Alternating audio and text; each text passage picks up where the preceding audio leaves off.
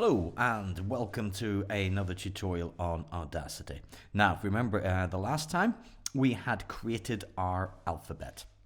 Now, we can see here on the desktop, I've got my folder, Connor Alphabet, that we created. If I double click into there, we can see there is the data. Now, if you remember, that is the folder that holds all the audio. Okay. And this is the actual icon that opens up in Audacity and goes in there and then takes all the audio and puts it into Audacity so we can hear it and understand it. So what I'm going to do is just double click into the file.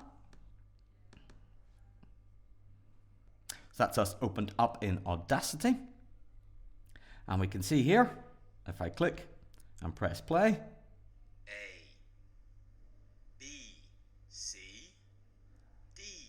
and there we have all the letters of the alphabet in the right order that we did in the last tutorial. Now, this sounds okay, it's me speaking. Obviously, that's going to be fantastic and wonderful and beautiful. But what I'd like to do is add in some music to it. I'd like to put some music as what we call a bed underneath the speech, and that'll make it sound more appealing. So I've got a bit of music stored here on my desktop. That I took from the YouTube free music channel. Now we'll have a link on that on your Teams and on the Moodle, so you can go there if you need to get music that's copyrighted free that you can use without having to pay. Okay, so to bring it in, I simply go File, Import, Audio. Okay, and then it's going to finally find the music. Here we go. Don't want it to be in Connor Alphabet, it's sitting on my desktop, so click onto my desktop and there it is as an MP3. I'm going to click and I'm going to go open. And there it is. Now, one of the things we can see is obviously it's much longer than the alphabet, but the other thing we can see is this is a stereo track. This is music, and all music is recorded in stereo, and what we've got here is an entirely separate track that goes to the left hand side and an entirely separate track that goes to the right hand side. So if you have headphones in, this is what you'd be listening on your left ear, and this is what you'd be listening to in your right ear. Now we can see that they look very, very similar, but they are in essence separate tracks, and you will find on certain bits of music where the left and the right might look quite different. Certainly if you listen to any early Beatles stuff, you'll notice the difference there because they were recorded on sort of mono left, mono right, and you can see they're quite different. Sometimes it would be bass and guitars on the, bass and drums on the left hand side and guitars and vocals on the right hand side. Most modern music, it's fairly similar left to right, but you will notice subtle differences. Okay, so let's click here and we will go to the start. And let's press play. Oh. And of course we can only hear the alphabet because I've got it soloed. Let's click off solo here, and there we can see I've got all my music now. So let's hit play.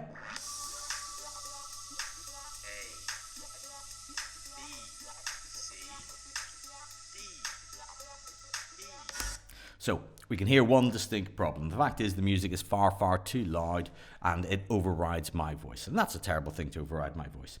So what we're going to want to try and do is think about how can we make the volume lower on the music. Well, that's no problem. What we do is we go to this little button up here, the envelope tool. We click in there. Okay. And now we can see there's some thick blue lines there. And we notice our cursor now looks like two little arrows. And what they can do is I can simply click in, and notice now I've got little markers there. And what I can then do is by dragging this down, okay, I'm going to solo this so we can hear here. Come on.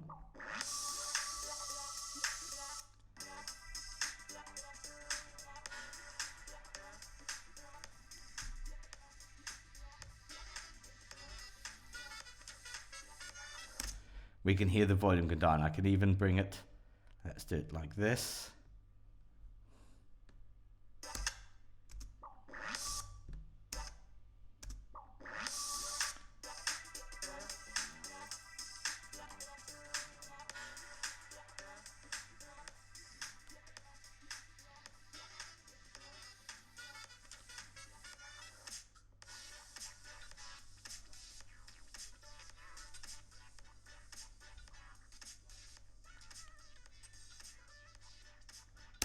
if I want to, I can then click in here just after it's gone to silent, and I can bring it back up again. I'll bring this up as a much steeper rate, and if we click in here,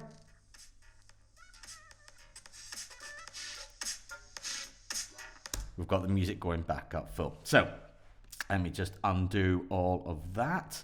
Undo. I'm just going to do it as Apple Z. It's a lot quicker on my keyboard, or Control Z on your PC. Okay, so here we have the music.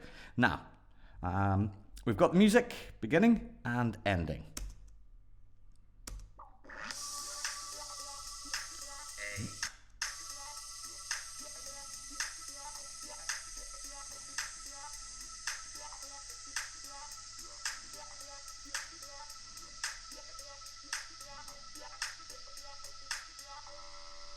And I quite like that end. So what I'd like to do is actually move all my audio to be here, so I've got the end. That's no problem at all.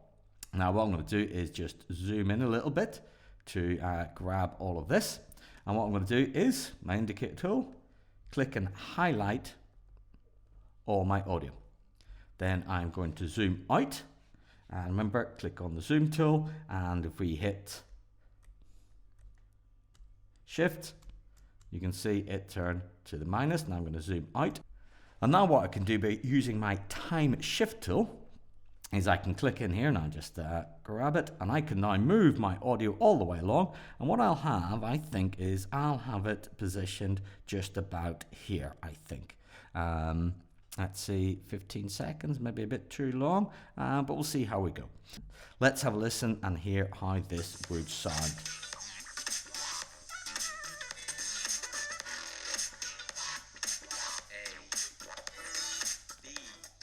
Okay, that sounds okay. But obviously one of the slight problems we've got is it's far too loud and it goes on for ages here. So what I'm going to do is use my envelope tool, and I am going to silence it. Let's say here.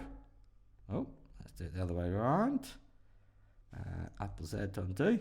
Let's click it on the other side here. And now I'm going to bring that down to silence. Let's bring it down here to silence. So let's hear how that sounds.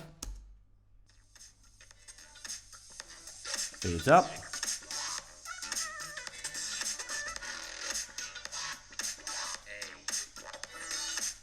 Cool. So I think that fade in works okay.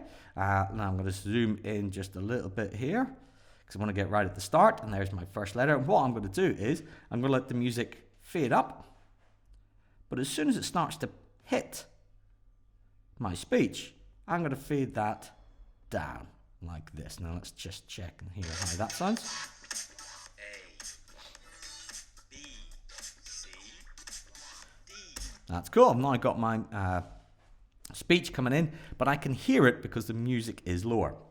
In essence, what we've done here is we've created what we call a music bed, i.e. some music that sits at a lower volume underneath some speech, so we can hear the speech nice and clearly, but we've got a nice beat going behind it. And then I'm going to go just moving along here, and there is my end. And what I've got is a really nice beat here. So what I'd like to do is, using again my envelope tool, I'm going to click into here, and then I'm going to bring that music back up again. Now let's just check. Z.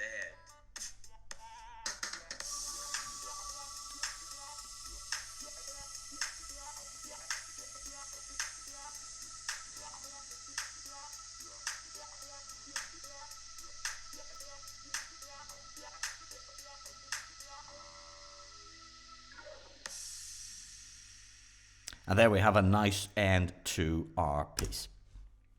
And one of the things that's very important to monitor on here is our levels. Now we haven't gone too loud. Now if we go too loud, what happens is this will go into the red. And we never want that to go into the red, because what that means is whenever we bounce this down, whenever we make it one single track, we will have what we call distortion on the track. And we definitely don't want that. For instance, let's just see what that would be like. Well, if I go back to my envelope tool and click here, we've got this nice and loud. Let's do something here, and we're going to bring that up. So it's very, very loud. Add it into the volume on here. Now let's see how this sounds. No, come on, no. That's because that's clicked there. Indicator tool.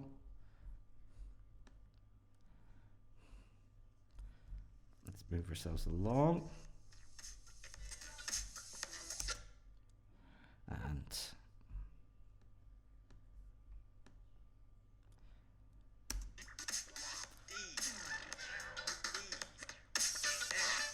we can see there that we went into the red there. That's something we definitely don't want, because whenever we bounce that down, as I said, we would get distortion. It would sound wrong. And there's no way to fix that. So one of the things we always do is we always make sure our levels never go into the red. And because I've got audio playing here and audio playing here, this track may not go into the red, or this track may not go into the red. But when I'm playing them both together, they bring us into the red. So we always have to monitor our levels here. So let me just Apple Z to undo all of that. There we go. Now, obviously what I've got here is, using my trackpad to move along, I've got my audio, there it is, and I've got my music. I'd like to then take this out of Audacity, okay? Because I've got it there, and I've got it there, but I want to listen to it as a file. I want to listen to it outside of Audacity, and I want to mix these two together. Okay, so that's what I'm going to have to do. I'm going to have to then export these out. So that's quite easy to do. What I need to do is just highlight my 2 bits of audio. So I'm going to click where the music starts, drag across, but also then move up. So I'm now selecting all my audio. I've selected my speech and I've selected the music. I then go to File, Export. I can do it as an MP3, as a WAV, as an OGG, or audio, or selected audio, or multiple. I'm going to do selected audio because I've just selected some of the audio. We'll go through MP3s, WAVs, and OGGs, etc. In another class. So I'm going to go selected audio, and I'm going to call it alphabet done. A-L-P-H-A, alpha beat. Very funny joke there. .wav, we could have it as an MP3. We can change here MP3s, etc., numerous other things. But at the minute, I'm just going to have it as a WAV. We don't need to worry about the encoding here. I'm going to put it onto the desktop. I need to click onto here. There's our desktop, and I'm going to have it stored onto there. And I'm going to hit save. Now, it says here that your track will be mixed down as one stereo file. That's fine, because what it's saying now is that the music and the speech will all be together in one single file. That's absolutely fine. I'm going to hit OK. Now, we've got a lot of metadata here. This is a sort of information that, say, whenever you bring a track into iTunes or you bring it onto your phone, it already knows the artist's name, track title, number, etc., things like that. I'm not going to put anything into there for this. This is just an exercise. But you can, if you wish, and if you're doing things to go onto people's phones, other computers, other bits of software, you may wish to fill that in. Click OK.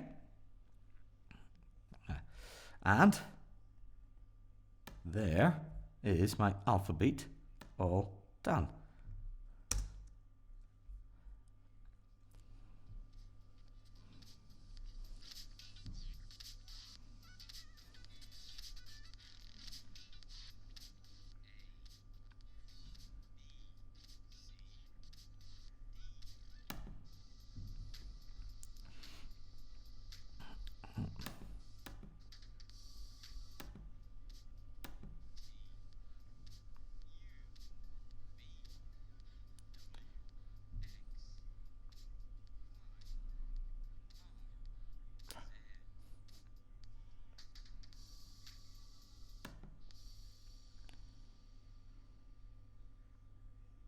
And that is now a file that I can put into Premiere Pro. I can upload as a podcast. I can do anything I want with it. And that's how you can bring in music, change volume, and mix down into one single track on Audacity.